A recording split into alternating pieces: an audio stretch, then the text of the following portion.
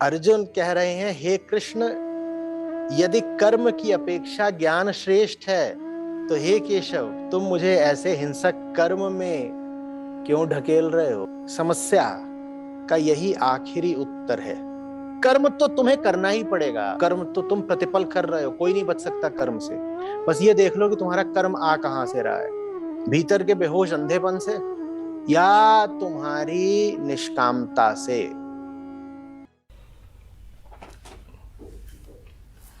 एक तरफ तो ये कहा गया है कि प्राप्ति, उपलब्धि तत्क्षण है, जो समयातीत है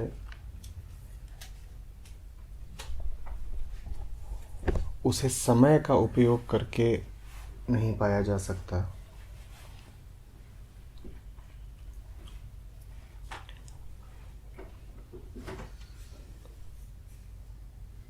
भविष्य में आगे देखना, कल्पना करना कि किसी मार्ग के द्वारा, किसी विधि के द्वारा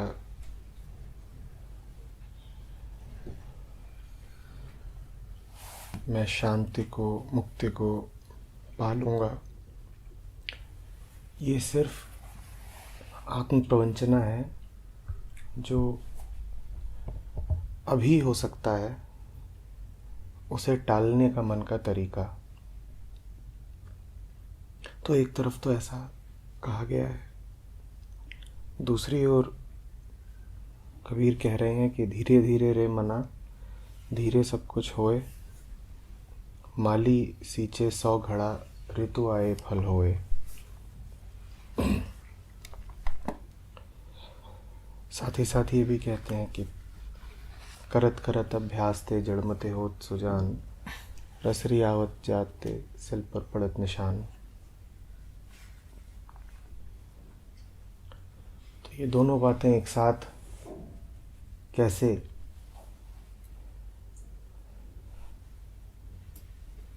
सत्य हो सकती हैं?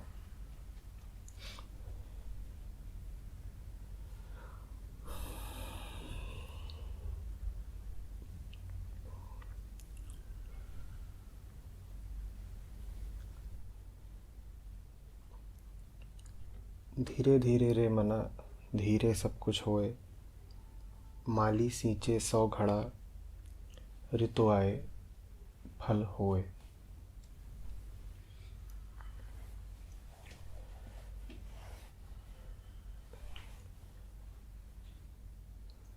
किसी विशिष्ट ऋतु की प्रतीक्षा उसे ही करनी होगी जो स्वयं ऋतुओं की पैदाइश है।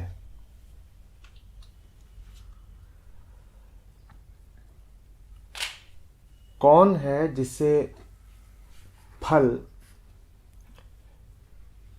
किसी खास मौसम में,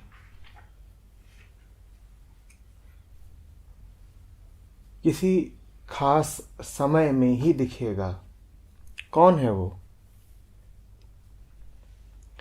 क्या है ये फलों का लगना? क्या है ये फलों का गिर जाना? क्या है ये बीजों का फिर मिट्टी पाना, फिर अंकुरित होना, फिर वृक्ष बनना और फिर फलित होना?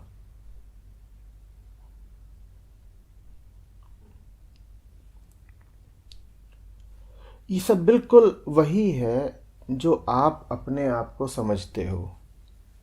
ये देह है, ये देह की पूरी प्रक्रिया, देह का पूरा विस्तार है।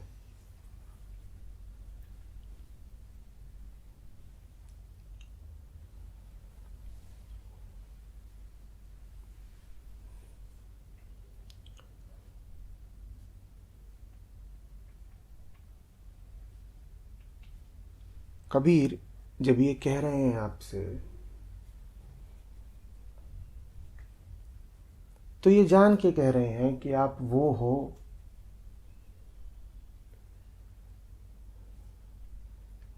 जो मूल और फूल को एक साथ देख नहीं पाते।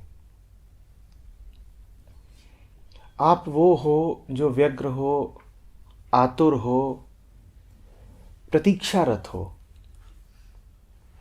कौन है जो प्रतीक्षारत है? प्रतीक्षारत मात्र वही हो सकता है जो समय में जी रहा है। समय के बिना प्रतीक्षा का कोई अर्थ नहीं है। कौन है जो अभी आगे की तरफ देख रहा है?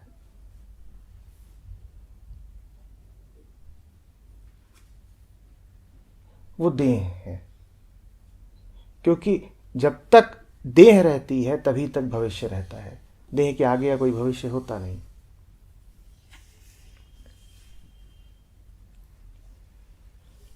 ऋतु आए फल होए। समस्त ऋतुएं बदलती हैं किसके लिए? देह के लिए। फूल आते हैं, फल बनते हैं, उनमें बीज होते हैं और फिर पुनः यही चक्र प्रारंभ होता है। किसके लिए? देह के लिए।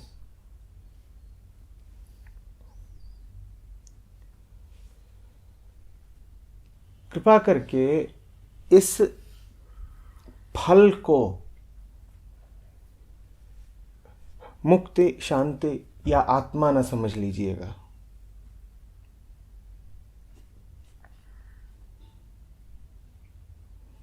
आत्मा फल फूल नहीं होती, आत्मा मूल होती है।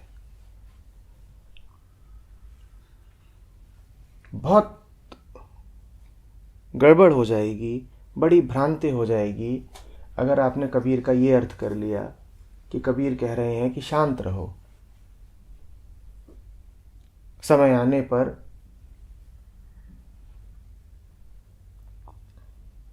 पा जाओगे निर्वाण। और आमतौर पे ऐसा ही अर्थ कर भी लिया जाता है कि शांत रहो ना, ऋतु आए फल होए। उचित समय पर जो होना है वो हो जाएगा।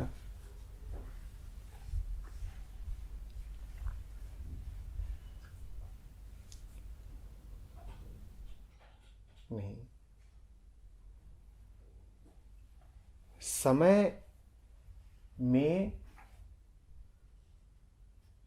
उसी की उपयोगिता है जो स्वयं समय से ही निकला है।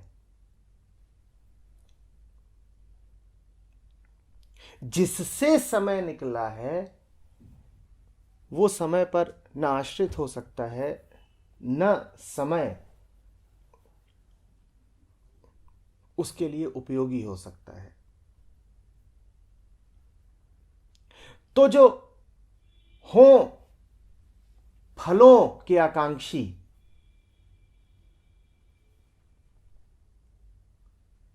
उन्हें करना ही पड़ेगा इंतजार,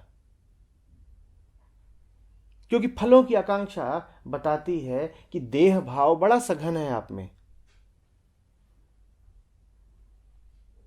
कि मन के भीतर कोई रिक्तता बैठी हुई है, कि मन प्रतीक्षारत है। मन किसी अपूर्णता को पकड़ के बैठा हुआ है। अहंकार है जरूर,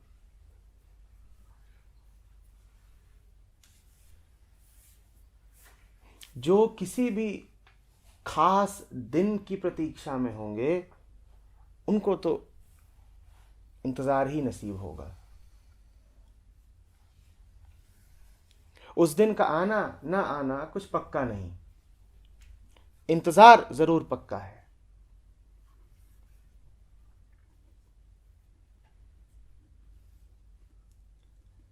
माली 100 घड़ा सींच भी ले तो भी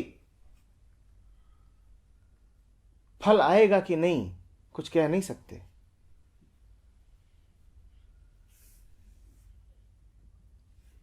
मालियों को बहुधा बड़ा निराश होना पड़ता है। 100 नहीं 500 घड़ा सींचा था, कोई फल आया नहीं। ऋतुएं आई और चली गईं, कोई फल आया नहीं। और फल जब आया तो वैसा आया नहीं जैसा चाहा था। जो फल के आकांक्षी होंगे उन्हें तो बस प्रतीक्षा और भविष्य के वादे मिलेंगे। एक दृष्टि दूसरी भी होती है, जो शाखों की, पत्तियों की, फलों की, फूलों की प्रतीक्षा में बैठी ही नहीं होती।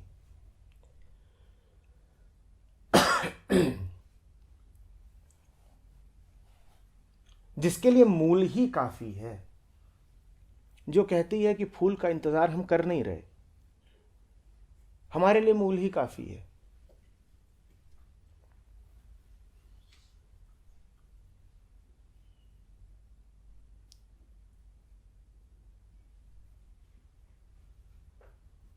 ये वो दृष्टि होगी जो देहाभिमानी मन की नहीं हो सकती। मैं दोहरा रहा हूं, पेड़ का महत्व उन्हीं के लिए है जिनके लिए शरीर का महत्व है।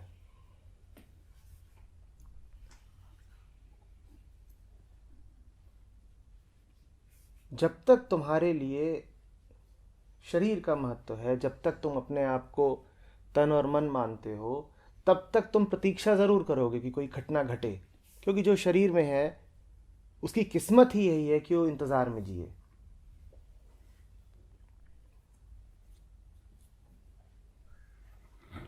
लेकिन ज्ञानी की दृष्टि दूसरी होती है, उसे मूल में ही फूल दिखाई देता है। वो कह ही नहीं रही कि आगे कुछ चाहिए।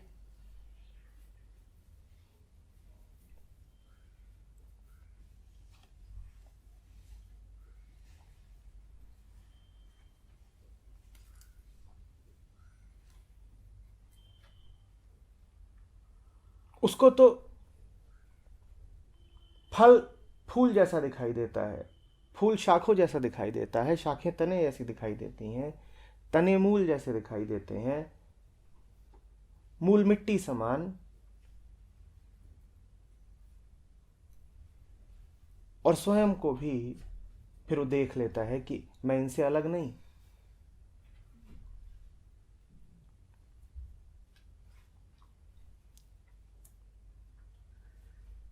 सब शून्य है, लेकिन फल को शून्य जान पाने के लिए दृष्टि वो चाहिए जो स्वयं को भी शून्य जाने।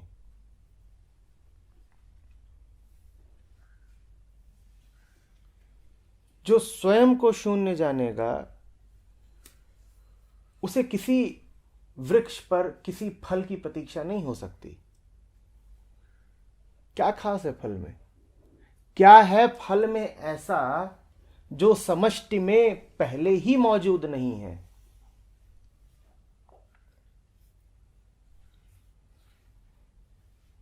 क्या घटना ऐसी घटेगी जो अभी ही नहीं घट रही?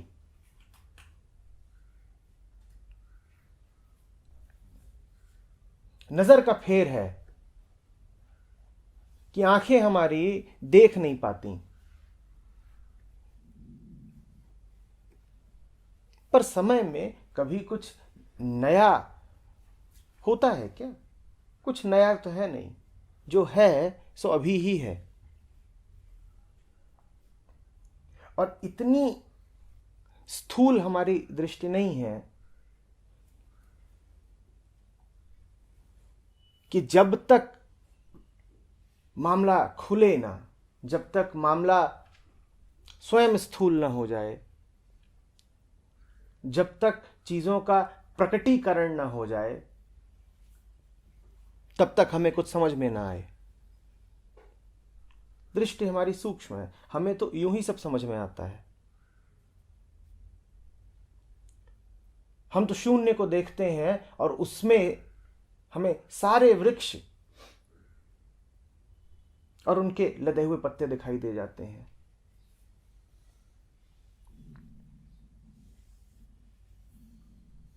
हम तो शून्य को देखते हैं और उसमें आज तक जितने स्त्री पुरुष, पशु पक्षी, जानवर पैदा हुए, हमें सब दिखाई दे जाते हैं।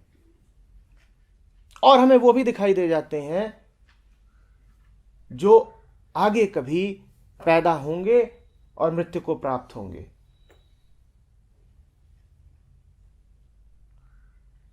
हम तो मौन को सुनते हैं और उसमें आज तक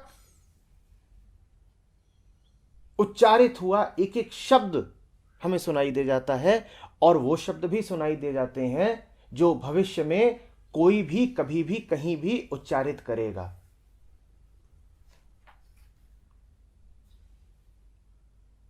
तो हम क्यों प्रतीक्षा करें कि कभी कोई विशिष्ट शब्द कहा जाएगा? हमारे लिए तो मौन काफी है। सारे शब्द मौन से उठते हैं और मौन में ही विलीन हो जाते हैं। हमें क्यों प्रतीक्षा करनी है किसी की? मौन काफी है हमारे लिए। जो कुछ है यही तो है, मिल गया मूल। किस फल की प्रतीक्षा करनी है अब? फल आते हैं, फल जाते हैं।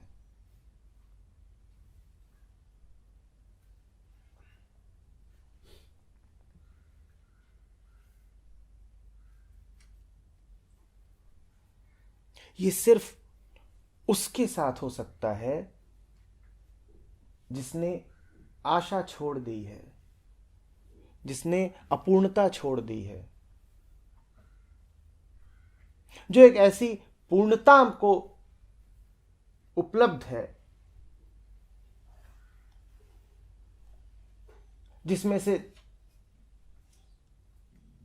अनंत ब्रह्मांड उठते और गिरते रहते हैं।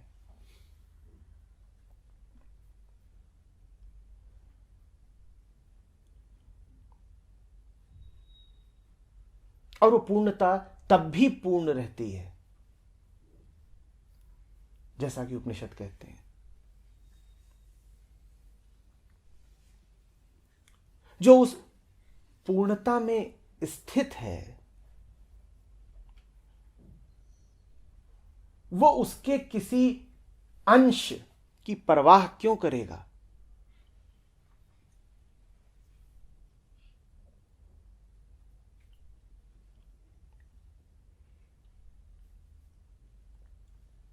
उसे तो पूर्ण मिला ही हुआ है, वो स्वयं पूर्ण है। पूर्ण के किसी हिस्से में कोई अतिरिक्त पूर्णता तो नहीं होती। पूर्ण से पूर्ण निकलता है तो भी पूर्ण ही शेष रहता है।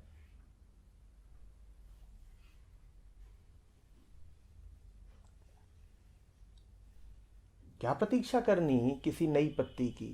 क्या प्रतीक्षा करनी किसी भी फल की?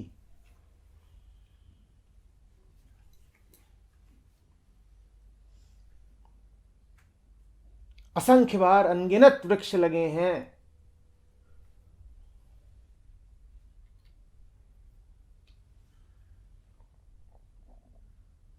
और अनंत संख्या है पत्तों की और फलों की जो लगे हैं और गिरे हैं, और ये चलता रहेगा, चलता रहेगा।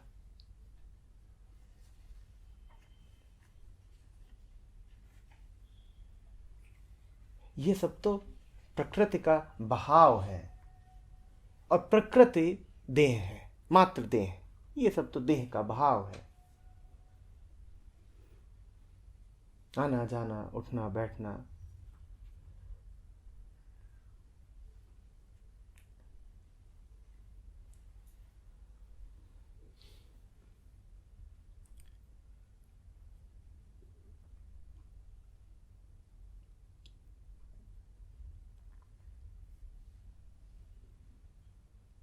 मन ऐसा हो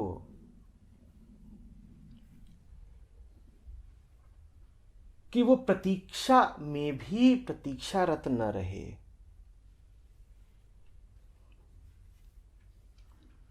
मन ऐसा हो कि जब वो पौधे को सींचे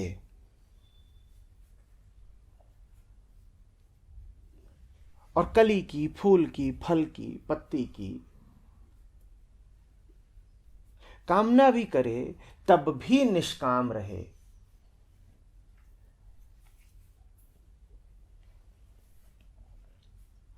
मन ऐसा हो जिसे साफ साफ पता हो कि अधीर होने से कुछ न होगा, क्योंकि ऋतु आए ही फल होए।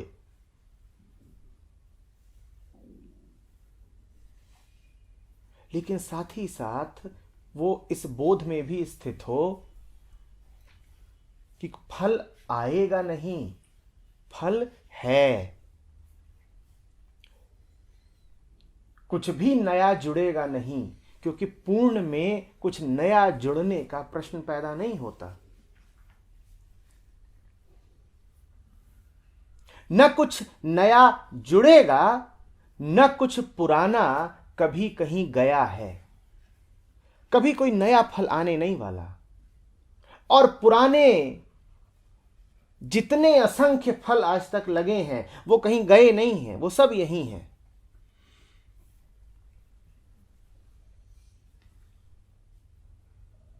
जिस महासमुद्र से उठे थे उसी में वापस समा गए हैं।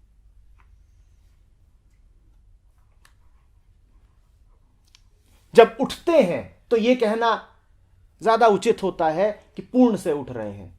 जब वापस समा जाते हैं तो यह कहना अच्छा लगता है कि शून्य में समा गए और शून्य ही हो गए। बात एक ही है, सब कुछ उसी से आता है तो आप कह देते हो पूर्ण, और सब कुछ खत्म हो जाता है उसी में तो आप कह देते हो शून्य। बात एक ही है।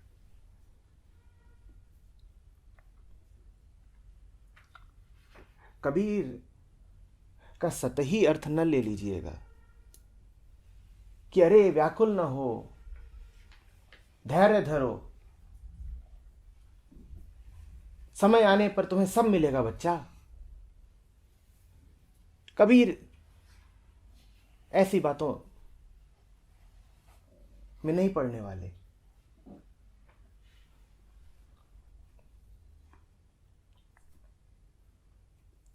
कबीर जो कह रहे हैं वो बात अति सूक्ष्म है, समझिए उसको।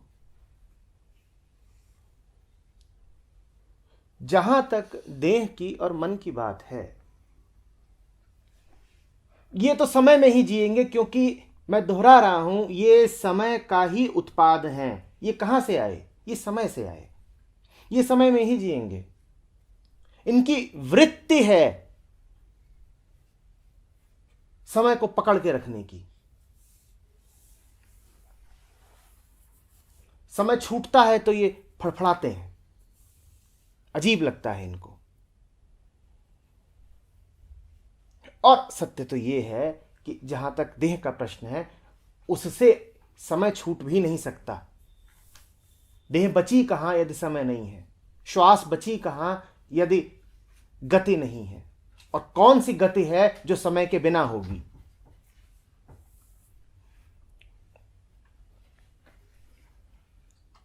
तो ये तो आगे पीछे ऊपर नीचे के तमाम दांव पेचों में लगे ही रहेंगे, मन भी शरीर भी। ये तो नन्हे पौधे को देखेंगे तो तुरंत कल्पना कर बैठेंगे कि इसमें कब विशालता आएगी और कब लगेगा फल। इनका काम ही यही है, और इनका विरोध करने की जरूरत नहीं है, क्योंकि अपनी प्रकृति के विपरीत कोई जा नहीं सकता। पक्षी तैरेगा नहीं,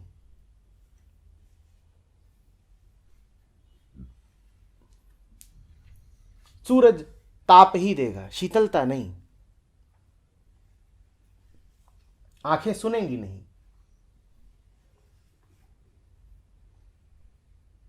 और मनुष्य उड़ेंगे नहीं।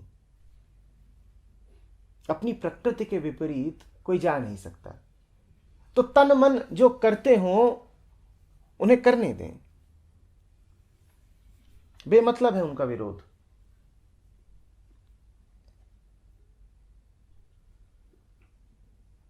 आप तो वहां रहें जहां से ये पूरा वृक्ष उद्भूत होता है, आप वहां रहें। जब आप वहां होते हैं तो फिर तन मन की गति में एक लयबद्धता होती है, एक संगीत होता है। गति वो करते हैं क्योंकि गति करे बिना वो रह नहीं सकते, पर फिर उनकी लयात्मक गति होती है।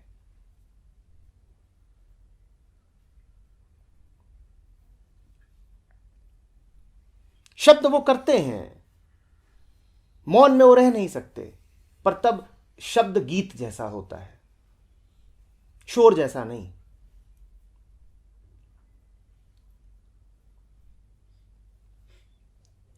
तो मन इंतजार करता हो कि फल लगेगा, आप इंतजार में ना रहें, आप उसके साथ रहें जहां सारे फल लगे ही हुए हैं, किसी फल की प्रतीक्षा नहीं। बात को समझिएगा। कबीर मन को उपदेश दे रहे हैं।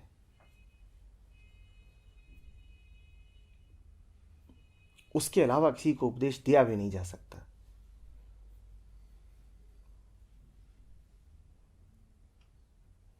ठीक ऐसे ही आप हो जाइए। कबीर मन को उपदेश दे रहे हैं कि तू आकुल ना हो। क्या कबीर स्वयं आकुल है? जो आकुल है, क्या वो दूसरे को शांति का पाठ पढ़ा सकता है? कबीर मन को कह रहे हैं, अरे धीरे धीरे रे मना, धीरे सब कुछ होए। यदि आप देखें कि क्या घटना घट रही है तो सब स्पष्ट हो जाएगा। मन को कौन ये देशना दे रहा होगा कि तू क्यों पागल हुआ जाता है? अरे हो जाएगा जो होना होगा सब। क्या मन को मन जैसा ही चंचल कोई दूसरा ये बात कह रहा होगा? आप कबीर हो जाएं। हम सब क्या हैं? हम सब एक छोर पर अकुलाया हुआ मन है और दूसरे छोर पे कबीर हैं। आप बिल्कुल ऐसे ही हो जाएं कि एक तरफ तो मन हो, और मन तो मन है, बानर तो बानर है कि बदलेगा। आप बानर ना हो जाएं। जब मन अकुलाए तो आपके भीतर का कबीर बोले, शांत रह ले,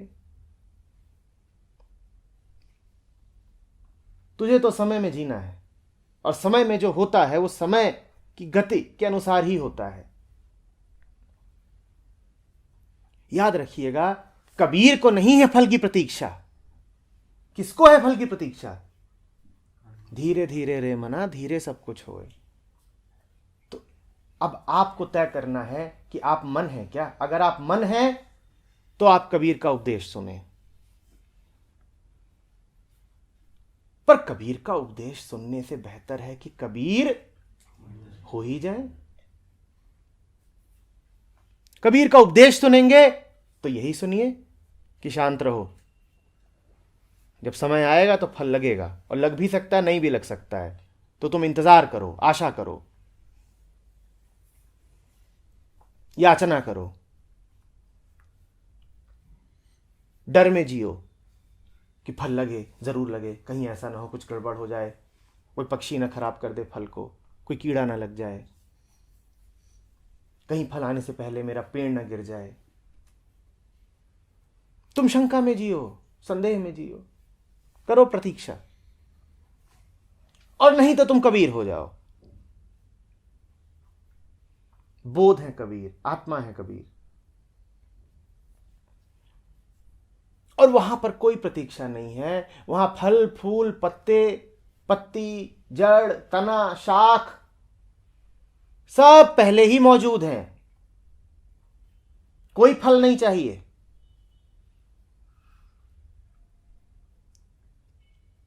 दुनिया की समस्त देहें, मन का समस्त विस्तार उस अनंतता में पहले ही मौजूद है, घुला मिला हुआ है, हिला मिला हुआ है। वहां कुछ और नहीं चाहिए। क्या उम्मीद, क्या आकांक्षा?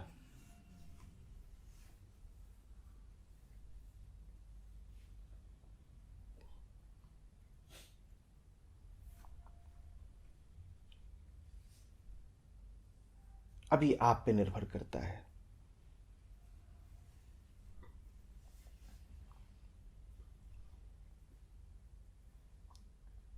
कि आपको कबीर को सुनना है या कबीर ही हो जाना है।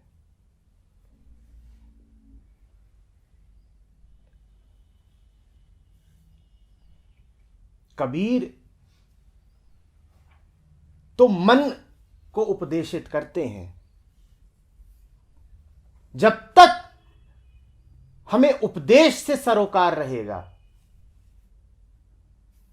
तब तक हमें मन ही रहना पड़ेगा। हम कबीर नहीं हो पाएंगे।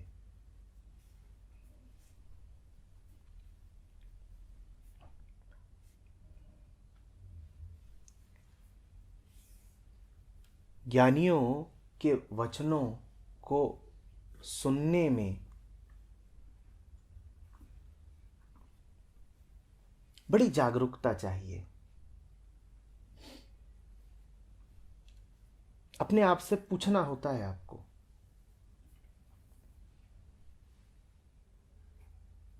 कि मैं यहां पर शब्द और वचन लेने आया हूं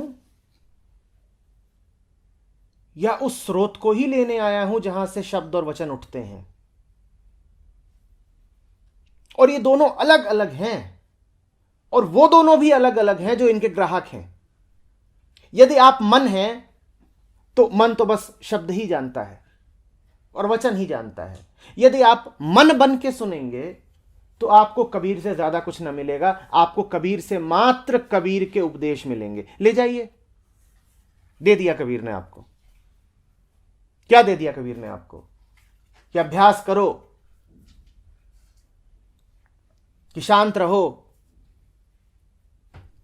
कि इंतजारी में रहो। ले जाओ। कबीर ऐसा नहीं कि आपको और कुछ नहीं देना चाहते थे। कबीर आपको बहुत कुछ देना चाहते थे, पर आप क्या बन के आए कबीर के सामने? क्या बन के आए? आप मन बन के आए। आप मन बन के आए तो कबीर ने मन को वो दे दिया जो मन को दिया जा सकता है। क्या दिया जा सकता है? कुछ शब्द दिए जा सकते हैं, कुछ उपदेश दिया जा सकता है, तो कबीर ने दे दिया। आप तो जब मिलो कबीर से तो कबीर ही हो जाओ। इसके अलावा कोई तरीका भी नहीं कबीर से मिलने का। कबीर से कुछ मांगो ही मत कबीर के अलावा। इससे कम मांगना अपनी और कबीर दोनों की बेइज्जती है। यह ऐसा सा है कि तुम जाओ किसी बादशाह के पास और उससे कहो 1 रुपया दे दो। अरे कबीर के पास आए हो या दोहे सुन के जाओगे? बड़े भिखारी निकले। कबीर से क्या लिया? दोहा ले। बादशाह के पास गए थे, 1 रुपया लेके आ गए। अरे कबीर के पास गए थे, कबीर को ही ले आते। वो तुम करते नहीं, वो जरा भारी पड़ता है। क्योंकि कबीर को ला पाने की सामर्थ्य, कबीर की गुरुता का वजन उठा पाने की सामर्थ्य सिर्फ कबीर में ही हो सकती है।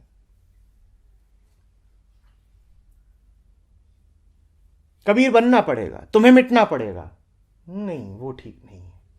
हमें कबीर नहीं चाहिए, कबीर के वचन चाहिए। तो क्या पाया? कुछ नहीं पाया। भिखारी गए थे, भिखारी लौटे। पकड़े रहो, गाते रहो दोहे। अरे कबीर ने किसी और के दोहे गाए थे। कबीर तो वो स्रोत हैं जहां से अनंत दोहे उपजते हैं। तुम वो स्रोत ही क्यों नहीं हो जाते? या प्रतीक्षा करोगे, या अभ्यास करोगे कि अभ्यास कर करके एक दिन कबीर हो जाएंगे?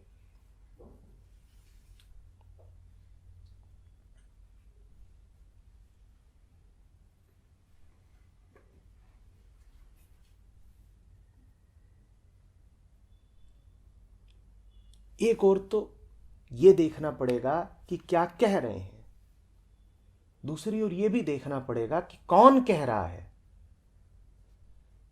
बहुत सीधी सी बात है, इस पे हमारा ध्यान जाता नहीं।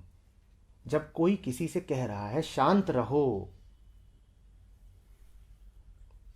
तो जिससे कहा जा रहा है वो निश्चित रूप से उपद्रवी होगा, और जो कह रहा है वो निश्चित रूप से पहले ही शांत है। अभी तुम्हें तय करना है कि तुम्हें क्या होना है, उपद्रवी या वो जो चिर शांति में सदा से ही है।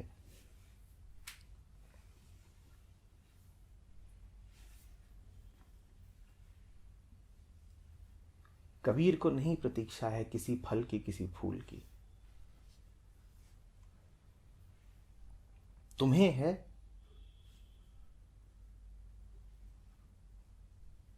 तो तुम्हें थोड़ा समझाते हैं, इसके अलावा वो कुछ कर नहीं सकते।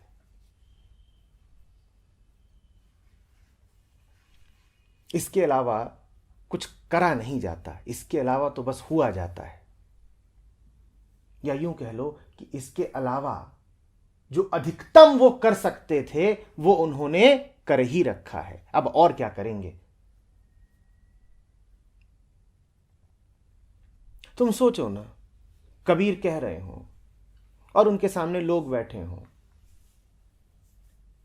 और जो लोग बैठे हैं उन्हें बस कबीर के शब्द मिल रहे हैं, तो इसमें क्या कबीर ने कुछ बचा के रखा है? क्या कबीर ने कोई कमी रखी है अपने आप को दे देने में? कबीर भी थे, कबीर के शब्द भी थे, तुम्हारे हत्थे क्या आया? कबीर के शब्द बरस रहे थे, कबीर के शब्द, और सामने तुम्हारे कबीर भी थे, तुम कबीर के साथ एक नहीं हो पाए। क्या करें वो? तुम इसी में खुश हो गए कि हमने सुना, तुम दोहे लिख लाए कि आज गुरुजी ने ये 10 दोहे बोले, हम लिख लाते हैं। तुम्हें कुछ भी नहीं मिला।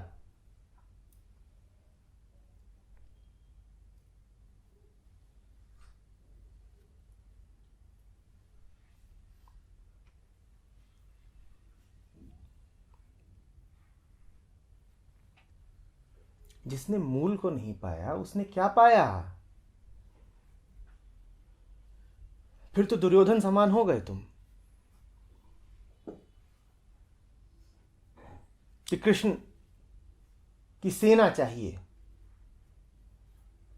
कृष्ण नहीं चाहिए।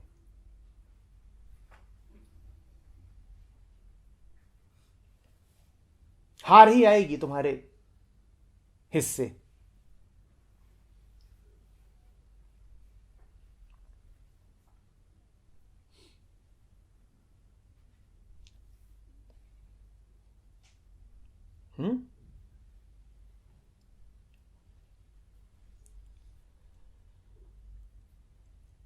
बात आ रही समझ में? मन होके कबीर के पास जाओगे, बहुत कम पाओगे, और दूरी हमेशा बनी रहेगी। गुरु गुरु रह जाएगा, शिष्य शिष्य रह जाएगा।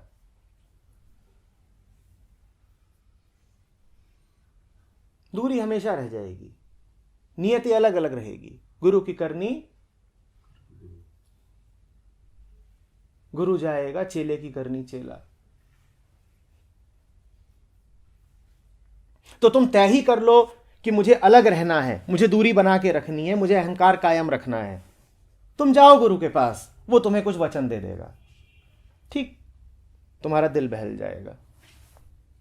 वचनों का इससे अधिक कुछ मोल होता भी नहीं है। सही पूछिए तो वो एक तरीके का मनोरंजन ही होते हैं। तुम आए थे कि बड़ी दिक्कत है, समस्या है, अशांति रहती है, गुरु ने तुमसे कुछ बातें बोल दी, तुम्हारे तपते मन पे थोड़े छींटे डाल दिए, और तुम्हें इससे ज्यादा कुछ चाहिए भी नहीं था। तुम्हारी पात्रता इससे ज्यादा की थी भी नहीं, तो जितने की तुम्हारी पात्रता थी मिल गया, जाओ। पर दूरी हमेशा बनी रहेगी। और दूसरा तरीका यह होता है कि गए हो कबीर के पास तो मिटा दो सारी दूरियां और कह दो कि अब आए हैं तो वापस जाना नहीं है, और जाएंगे तो आपको लेके ही जाएंगे। या तो तुम हमें रख लो, नहीं तो हम तुम्हें रखे लेते हैं। पर अब वो नहीं होगा कि तुम गुरु हम चेला, ये नहीं चलेगा। अब ये नहीं चलेगा कि तुम तो सब जानते हो और हमारे मत्थे सिर्फ तुम्हारे दो चार बोल आते हैं। ये बड़ा भेदभाव है, हम विद्रोह करते हैं। ये व्यवस्था हमें अब जमती ही नहीं कि तुम तो सब पाए बैठे हो, तखत पे विराजमान बादशाह की तरह, शांत, अनासक्त, बोधयुक्त, और हम मूढ़, अज्ञानी, निपट, गंवार।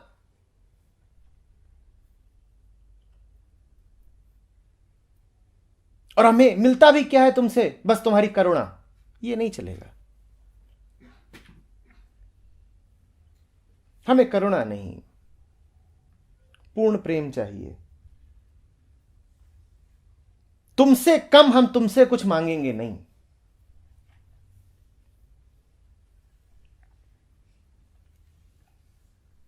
तुमसे कम अगर तुमसे हमने कुछ मांगा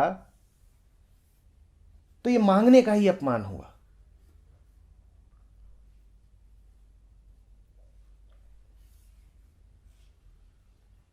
फिर आपको फल फूल नहीं, मूल मिलेगा।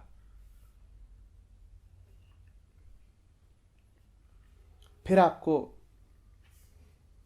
मन देह से आगे बढ़ के आत्मा मिलेगी।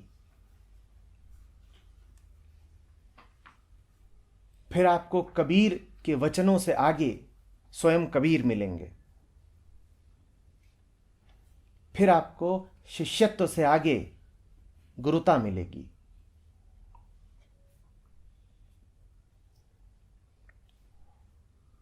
वियोग से आगे योग मिलेगा।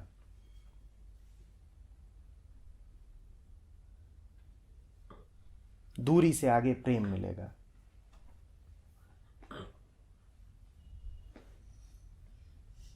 कबीर से दूरी रख के कबीर को न पढ़ो। कबीर के दोहे किस लिए हैं? मात्र आमंत्रण है, सत्य कुछ नहीं उनमें।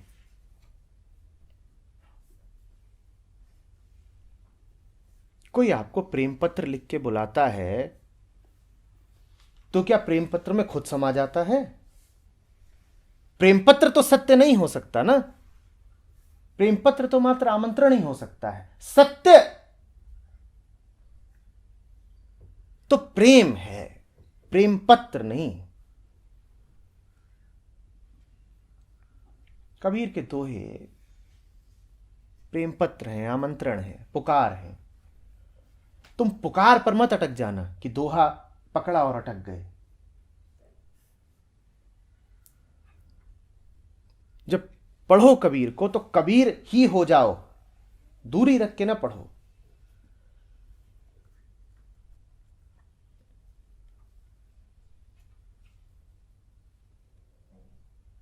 जहां को बुला रहे हैं कबीर वहां को जाओ।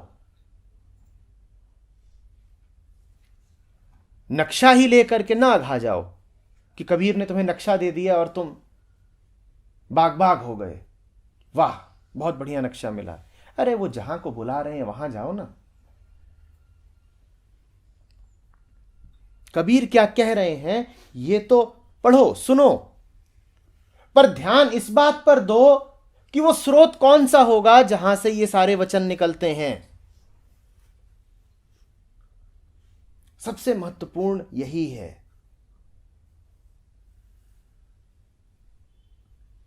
ध्यान से उस स्रोत के समीप आओ जहां से कबीर के समस्त वचन फूटते हैं।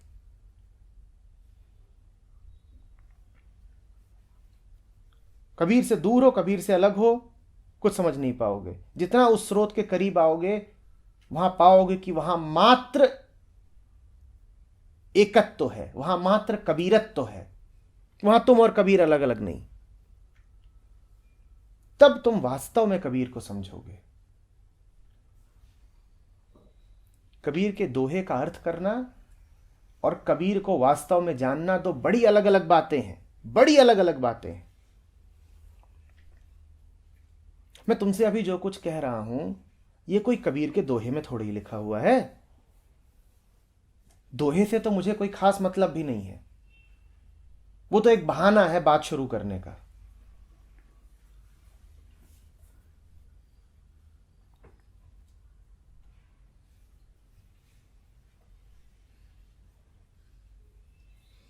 तुम ढूंढते रह जाओगे कि ये सब कबीर ने कब कहा। कबीर ने कभी भी नहीं कहा। ये कबीर के वचन नहीं है जो मैं तुमसे कह रहा हूं, ये कबीर है जो मैं तुमसे कह रहा हूं। और इस अंतर को जानना,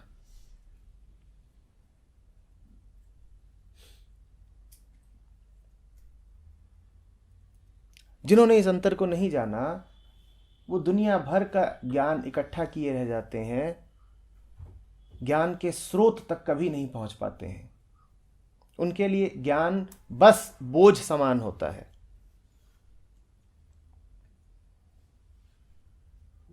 कि जैसे कोई कोयले की खान में कोयला खनता रह गया और हीरा कभी ना मिला उसे।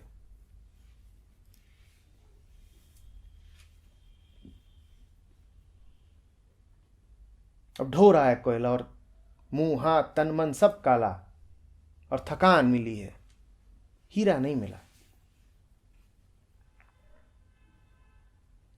ज्ञान के मूल तक पहुंचो।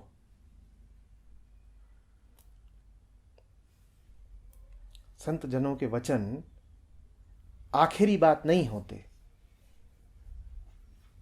सत्य वचनों में कभी नहीं समा सकता, तो वचन आखिरी बात कैसे हो सकते हैं।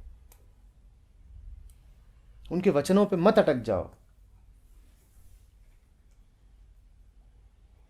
बस उनके वचनों को जब देखो तो चमत्कृत हो जाओ और याद करो कि अरे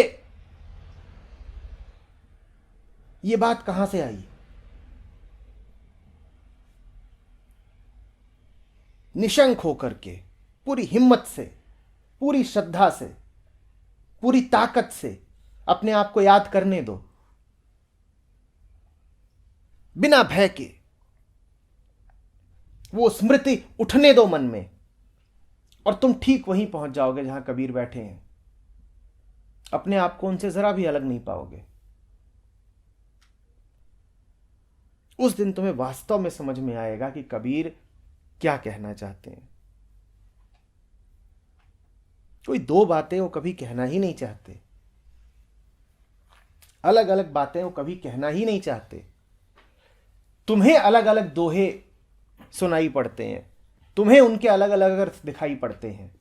कबीर ने तो सदा एक ही बात कही है। क्या? कबीर ने कबीर के अलावा कभी कुछ कहा ही नहीं।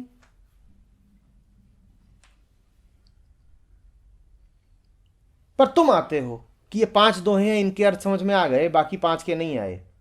ये तो ऐसा ही है कि 5 कबीर समझ में आ गए, 5 कबीर नहीं समझ में आए।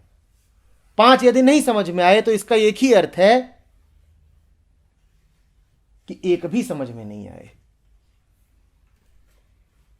जो कबीर को जानेगा वो कहेगा ठीक, कुछ भी बोल रहे हो, बोला तो कबीर ही होगा ना। कबीर और कुछ नहीं बोलते, बस कबीर बोल देते हैं और चुप हो जाते हैं।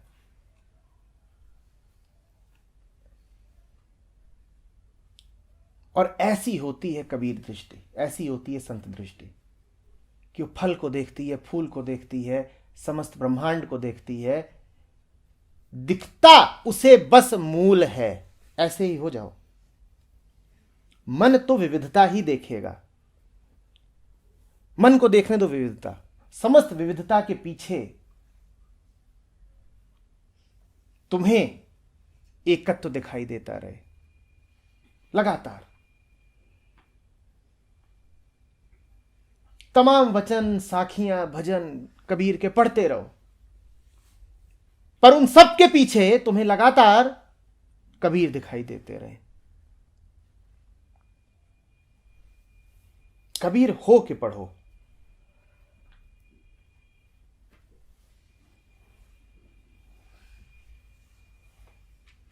मन की तमाम गति चलती रहे। उस सारी गति के चलते हुए भी मन की तमाम दौड़ के मध्य भी तुम दौड़ के अंत पर रहो। मन जहां को दौड़ा जा रहा है, तुम वहां पहले ही पहुंच के विराजे रहो। ठीक, तो धीरे धीरे आता है। हम तो वहां सदा के पहुंचे हुए हैं, पर यह मन आलसी है, धीमी इसकी गति है, इसे समय लगता है। इसे समय लगता है। आलसी है ना, जो आलसी होते हैं उन्हें समय लगता है। मन समय में जीता है, महा आलसी।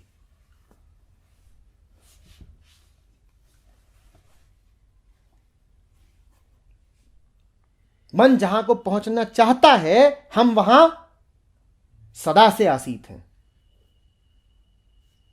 तुम ऐसे जियो। ठीक,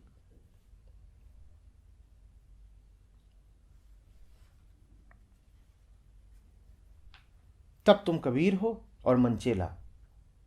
और मन दौड़ भाग मचा रहा है, तुम स्वयं ही उसको उपदेश दे लोगे। तुम्हें कहना भी नहीं पड़ेगा, तुम्हारी मौजूदगी ही मन के लिए उपदेश बन जाएगी। उसी को साक्षी भाव कहते हैं। कबीर की जो साखियां हैं वो भी साक्षी शब्द से ही निकली हैं। तो कबीर स्वयं साक्षी हैं। कबीर होना माने साक्षी होना। तुम भी साक्षी हो जाओ।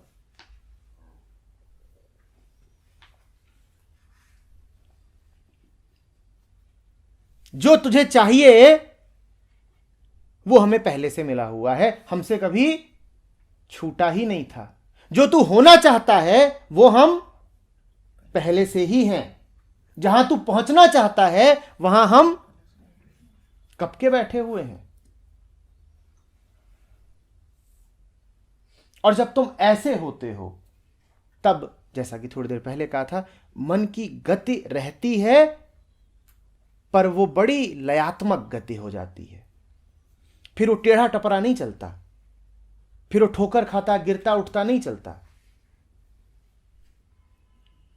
फिर वो नाचता हुआ चलता है।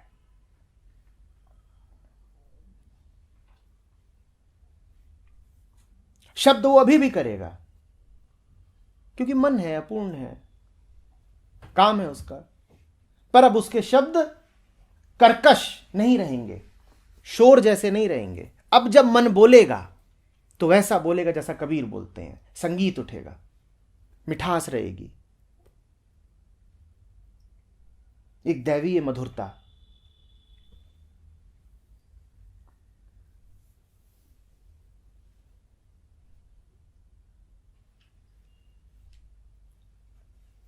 समझ रहे हो?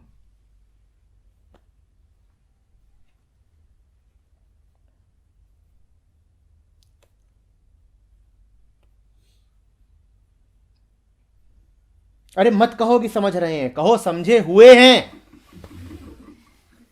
किसको समझा रहे हो आप? ये सब खत्म करो कि तुम समझाते और हम समझते हैं। व्यर्थ का स्वांग। हम सदा के समझे हुए हैं। ये कोई समझाने की बातें हैं? हमें सब पता है।